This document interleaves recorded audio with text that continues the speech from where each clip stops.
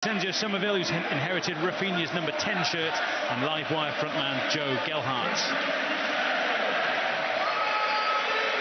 For Wolves, well, Bruno Lage has been transforming their defensive setup during the course of pre-season.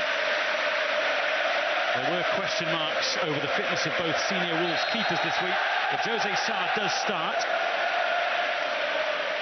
The trio at the back from days gone by has been replaced with a quartet during pre-season. Summer signing Nathan Collins makes his debut, but Connor Cody only makes the bench amid transfer speculation. The future of Ruben Neves has been heavily debated too. He joins Leander Dendoncker in the midfield.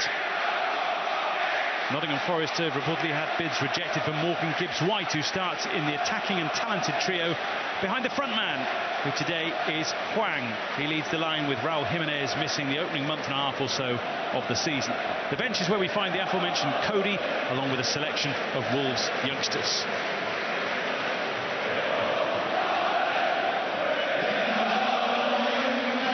And I think it'll be interesting to see these teams today. On the face of it, looks like a similar formation, but we know Jesse Marsh, he plays with that Red Bull philosophy. They'll be very narrow and very much inside Wolves' more orthodox shape. So, yeah, even though similar, on the face of it, it'll be a very different side that line up today.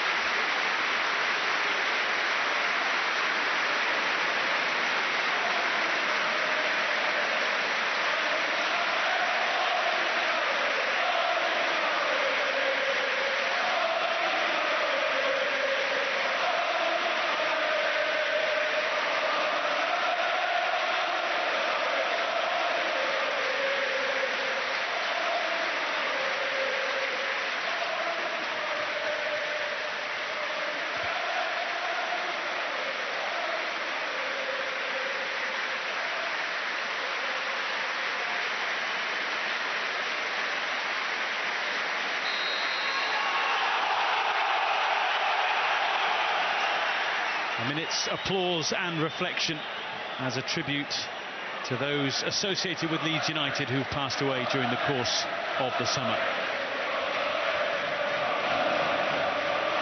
So final moments for togetherness, for tactics, and then it will be time for the teams to show us what they've got at the start of this new campaign. Our referee today is Robert Jones, in charge of this fixture as he was last season. And on his whistle, both sides take the knee in the fight against discrimination.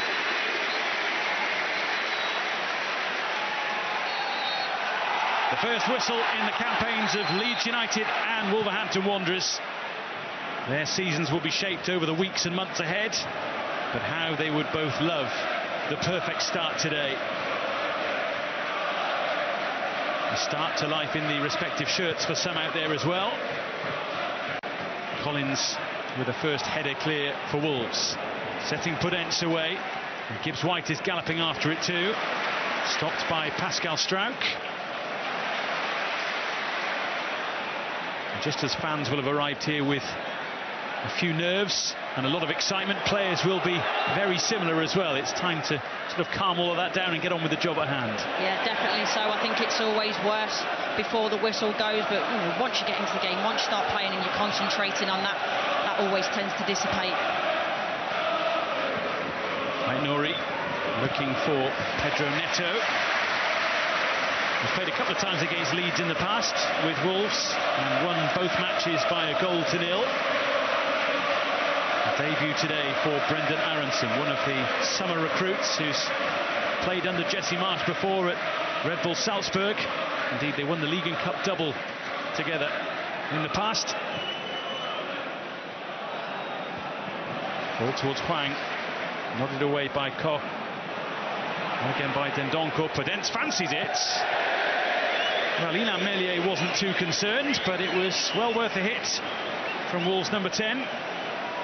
definitely worth a go from that range. And you see Pudence's what I call a bit of a nuisance. He's always in and around the midfielders and defenders.